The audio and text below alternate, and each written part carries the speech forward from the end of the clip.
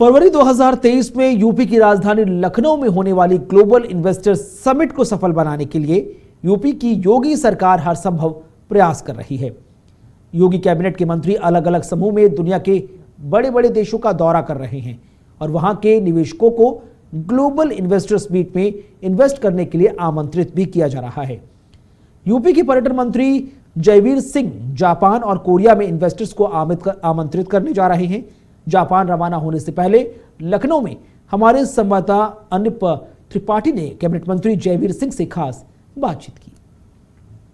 दुनिया भर से उत्तर प्रदेश में निवेश लाने के लिए इस समय योगी सरकार हर तरह से प्रयास कर रही है और खास तौर पर दुनिया के बड़े देशों में योगी कैबिनेट के करीब 16 से अधिक मंत्री पहुंच रहे हैं अपनी टीम के साथ और वहां से निवेश लाने के लिए वहां पर रोड शो, वहां पर जो वहां के बिजनेस टाइकून हैं उनके साथ मीटिंग होगी और उन्हें उत्तर प्रदेश में निवेश करने के लिए आमंत्रित किया जाएगा, उनके साथ बातचीत की जाएगी। उत्तर प्रदेश सरकार के पर्यटन मंत्री जयवीर सिंह कुछ घंटों बाद निकलने वाले हैं, वो जापान जाएंगे। इसके साथ एक और बड़े देश जा रहे हैं, वो 2 देशों का दौरा करेंगे, वहाँ के बिजनेसमैन से बात करेंगे, रोड शो करेंगे। सर, कुछ घंटों बाद आपको निकलना है जापान, क्या टूर है आपका, क्या प्रोग्राम है और कैसे वहाँ पर क्या कार्यक्रम आपके रहेंगे? देखिए, निवेश को आकर्षित करने के लिए हम लोग कोरिया और जापान दो देशों की यात्रा करेंगे। दोनों देशों में वहाँ की एमएससी पूरा कोऑपरेट कर रही है और सारा प्रोग्राम उन्होंने वहाँ असेंबल कराया हुआ है। मिनट टू मिनट कहाँ रोड शो होना है, किन लोगों के साथ बैठना है, किन उद्योगपतियों के, व्यापारियों के, बड़े पूंजीपतियों के साथ मीटिंग सारी तय है। हम समझते हैं कि जिस प्रकार का वातावरण आज उत्तर प्रदेश में आदरणीय योगी जी के नेतृत्व में जो कानून व्यवस्था को लेकर के एक निवेश का वातावरण उद्योग के लिए, व्यापार के लिए आकर्षित करने का बना है, उसमें लॉ एंड ऑर्डर का भी महत्वपूर्ण विषय है। कनेक्टिविटी, चाहे रोड कनेक्टिविटी हो, एयर कनेक्टिविटी हो, इंफ्रास्ट्रक्चर डेवलपमेंट हो, एक वातावरण इस तरह का बना है। खास रूप से जो बिजनेस के लिए एक इजी बिजनेस हो, आसान बिजनेस हो, सब लोग उसमें जुड़ सकें, कोई लाल फीता साई न हो सके, इसके लिए एक वातावरण बना है। उसको आपने देखा ऑस्ट्रेलिया की तरफ से जिस तरह का हमारे यहाँ एक आज ही आई थी, उससे पहले भी ऑस्ट्रेलिया के लोग कह चुके हैं कि एक योगी हमें भी मिल जाए तो हमारा ऑस्ट्रेलिया कल्याण हो जाए। इस तरह से विदेशों में जो धमक योगी जी की और मोदी जी की हिंदुस्तान में है, वो उससे ज़्यादा धमक विदेशों में है। लोग आकर्षित हैं उत्तर प्रदेश की ओर, इंडिया की ओर।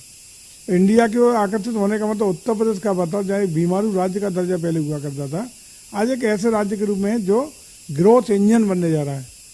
नोएडा से लेके और कुशीनगर तक जिस तरह का वातावरण, कुशीनगर में अभी वहाँ गौतम बुद्ध नगर में जो हमारा नोएडा में इंटरनेशनल एयरपोर्ट, एशिया का सबसे बड़ा इंटरनेशनल एयरपोर्ट बन रहा है। कुशीनगर में इंटरनेशनल एयरपोर्ट जो बौद्धिस्ट सर्किट पे है, और जिन देशों में हम जा रहे हैं ये दोनों बौद्धिस्ट देश हैं, बुद्ध को मानने वाले हैं। एक रिश्ता भी है कोरिया के साथ। अयोध्या की जो वहाँ बेटी है वो वहाँ की महारानी, उसी परिवार के वंशज वहाँ के महाराजा महारानी है। वो लगातार उनकी यादें, उनकी ऐतिहासिक चीज़ें आई भी थी। अभी जो इसका राम मंदिर का शिलान्यास हुआ था तो वो आए थे वो लोग। बिल्कुल सर, बहुत बड़ी बात आपने कही है कि जैसे मोदी जी ने काशी में बनवाया, जापान के सहयोग से वहाँ पर तमाम चीज़ें निर्मित हुई। उत्तर प्रदेश की संस्कृति, भारत की संस्कृति और जापान की संस्कृति, ठीक ऐसा ही अयोध्या में योगी जी कर रहे हैं। कोरिया की संस्कृति और हिंदुस्तान की, उत्तर प्रदेश की संस्कृति, तो इसका कितना असर पड़ेगा कि जब 2 देशों की संस्कृति मिलते हैं, जो वहाँ के निवेशक हैं वो यहाँ पर कितना ज़्यादा आकर्षित होंगे। और दूसरा बड़ा एक सवाल है कि जब उत्तर प्रदेश में जो सुधार किया है खासतौर पर कानून व्यवस्था को लेकर, और दूसरा निवेशकों के लिए जो 1 विंडो सिस्टम किया है योगी जी ने, तो इसका कितना असर पड़ेगा? देखिए, 1 विंडो सिस्टम की बात हो या अभी अपने ही हम विभाग की बात करें, हालांकि तमाम विभागों की आकर्षक योजनाओं को लेकर हम जा रहे हैं। उदाहरण के तौर पे पर्यटन की हम बात करें तो पर्यटन की नई 2022 पर्यटन नीति अभी पिछली कैबिनेट में स्वीकृत हुई, पूरे देश में उसकी चर्चा है। उससे अच्छी किसी भी स्टेट के पास पर्यटन पॉलिसी नहीं है।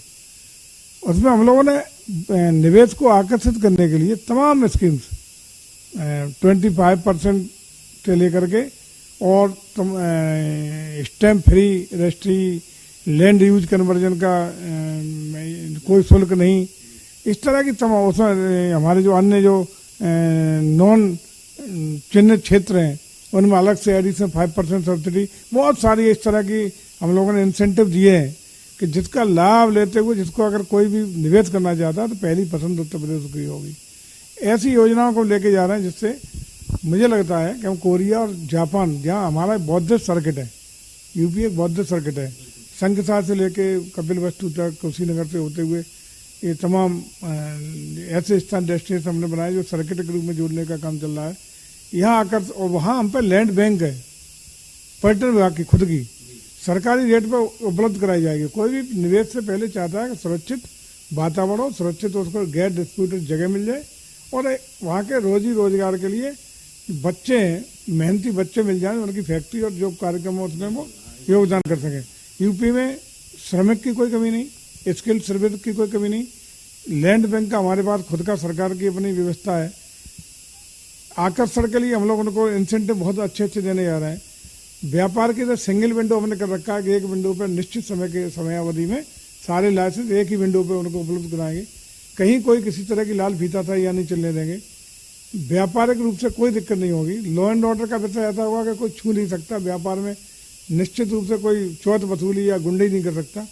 तो मुझे लगता है कि जो हम लोगों की स्थितियाँ परिस्थितियाँ हैं उससे हम आकर्षित कर पाएंगे। और जो रिश्ते हैं, चाहे जापान के साथ बहुत अच्छे रिश्ते भारत के हैं, कोरिया के साथ भावनात्मक रिश्ते हैं, खून के रिश्ते हैं और रिश्तों का लाभ भी निश्चित रूप से हमें मिलेगा।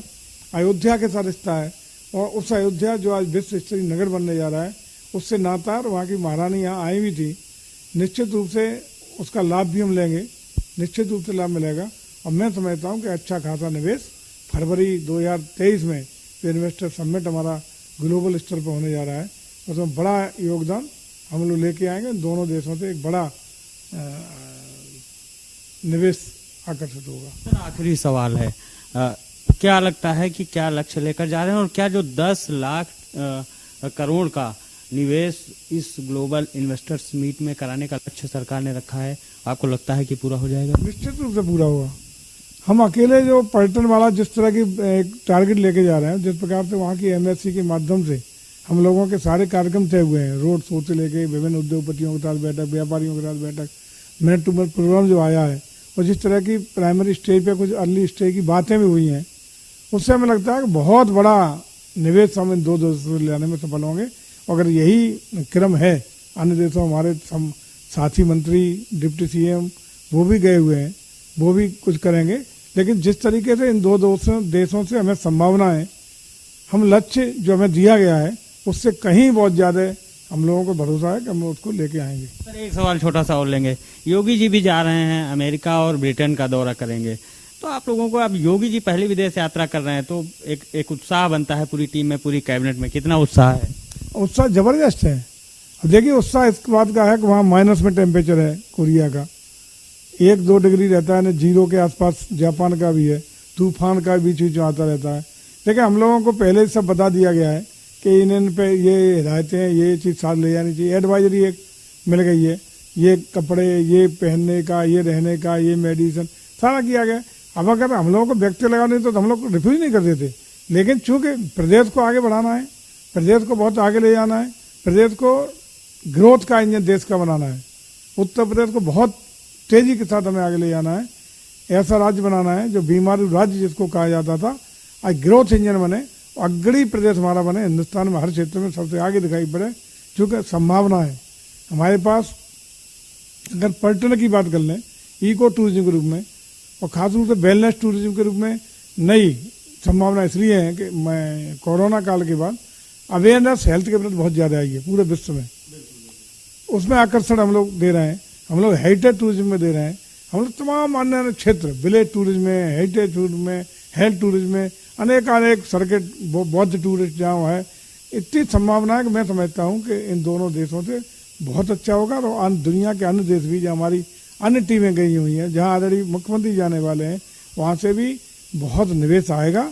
और उत्तर प्रदेश का जो निवेश होने के बाद जो गति होगी विकास की, समृद्धि की, विकास की, खुशहाली की, रोजगार की, लड़कों को रोजी रोटी की, ये बहुत तेज़ी से हम लोग गति देंगे इसे।